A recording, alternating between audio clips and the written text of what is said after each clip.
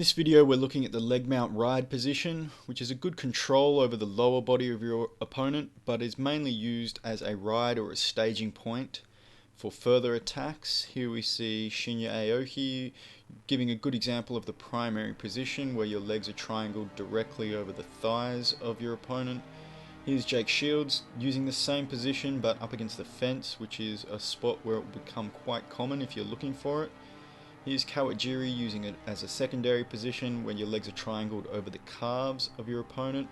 And again up against the fence we have Khabib with his legs triangled over the calves of Michael Johnson's. And one more secondary position, which is Jake Shields using it against Mayhem Miller, but only over one of his legs while he's up against the fence. Now, entry options into this position, quite common near the fence, but also possible to move there from mount or side control, and it will present itself quite often during passing sequences. Aoki is one of the few fighters who will go there directly after he's attained full mount. Does this by sliding back with one leg underneath his opponent's knees to lift, and allows him to slide his triangle through. There he is demonstrating on Imanari, and he will now give a demonstration without Imanari underneath him. You can see there, slides back, puts in the triangle. Here he is during a bodylock takedown, where during the fall of the takedown he'll actually begin to slide his legs underneath, so that allows him to lock off the triangle almost immediately after they had hit the mat.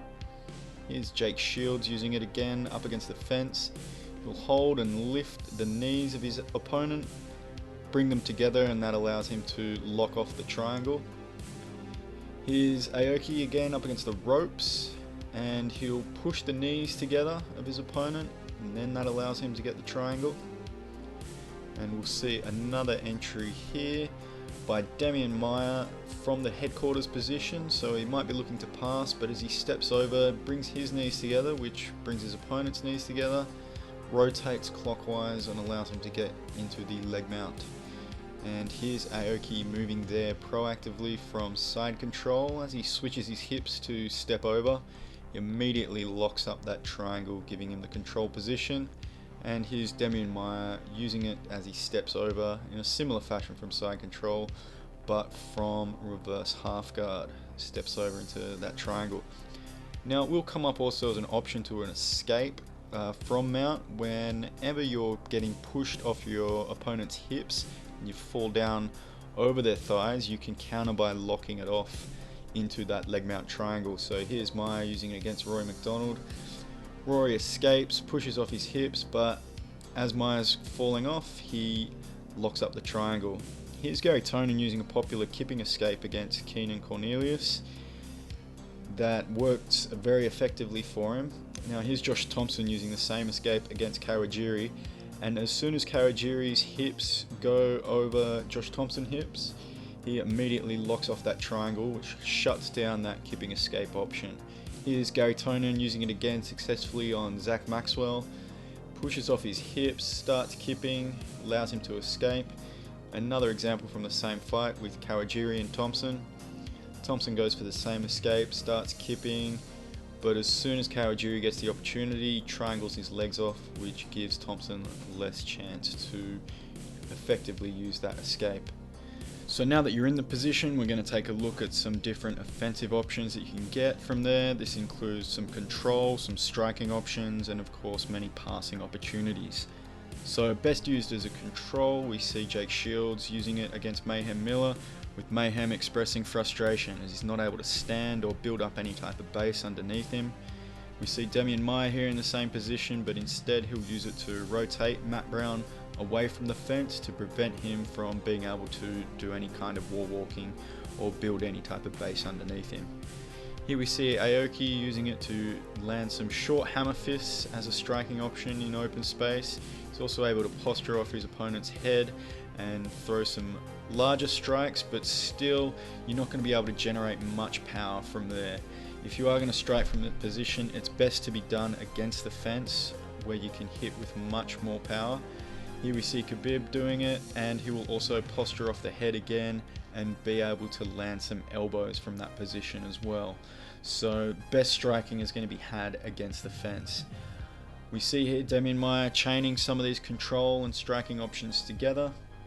strikes to the body with some small body shots, locks in the leg mount triangle. He then rotates away from the fence to prevent his opponent from wall walking, and then this allows him to easily slide into full mount.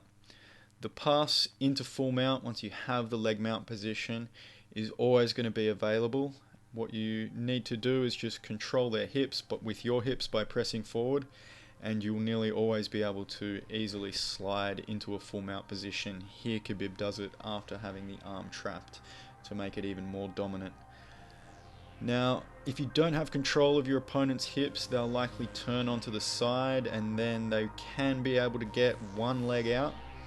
If they're able to slide one leg out, this really opens up a lot of different passing options. We saw there Maia using it to go into a leg drag position to move into side. But here we see another example where after the opponent rotates on the side, they pull one leg out, and that really sets up a leg weave position right for the taking. All Maia has to do is switch his hips, and he's immediately into that leg weave position, which he can then move into dope mount after navigating his opponent's defenses. Grabbing that upper body control, circling his knee around the framing hand, and then directly into dope mount.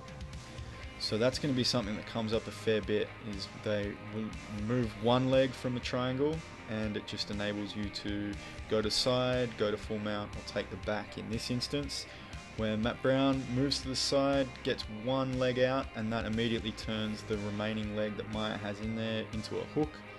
Maia will slide his other leg behind to occupy the space between his opponent and the fence, allows him to get his other hook in to take full back mount.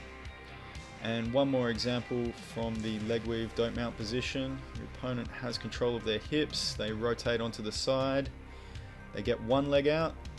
That means that a leg weave or a leg drag position is going to present itself to you. You can move directly into dope mount. Is something that you are going to have to be quick on. And here's Jake Shields using it with a bit more of a folk style focus, as again, leg mount against the fence. Not having control over his opponent's hips, they rotate and remove one knee. So Shields begins to work on an inside wrist control. As soon as they get to their knees, he goes over, uses a Iowa ride to establish turtle and throw a boot in there, giving him a single leg ride. So the best finish from this position is actually a hammerlock. As your opponent rotates their hips and will look to post up on one hand, you can begin attacking that posting hand.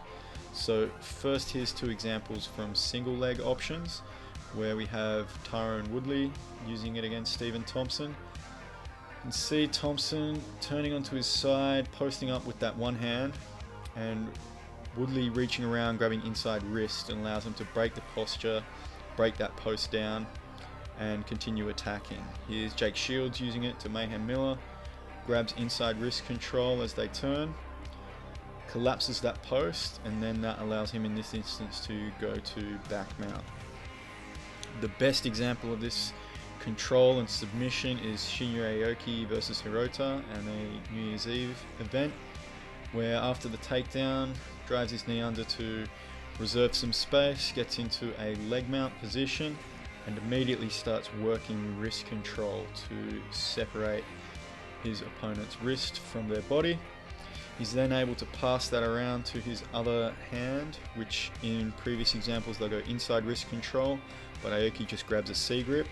As soon as he gets that grip on the wrist, he drives forward and pulls their hand behind their back, immediately setting up a catch wrestling position for the hammerlock and allowing him to strike his opponent with little to no defense that they're able to do. Once he's turned them on their side, he drives his knee in, which allows the hammerlock to be reinforced, and you can strike pretty much unimpeded to the face and head. As the opponent turns, the hammerlock, once they get chest down, the hammerlock's going to be there. Most people would probably tap where we see here, but apparently there was some bad blood between these two, so Hirota was refusing to tap, which leads Aoki to keep pressing forward with the hammerlock and eventually break the arm. Quite brutal, but That is the power of that submission. So along with posting the arm, breaking it down, you got the hammerlock, many options from there. It's a great position that comes up a lot if you're looking for it. Give it a play, have an explore, see how you go.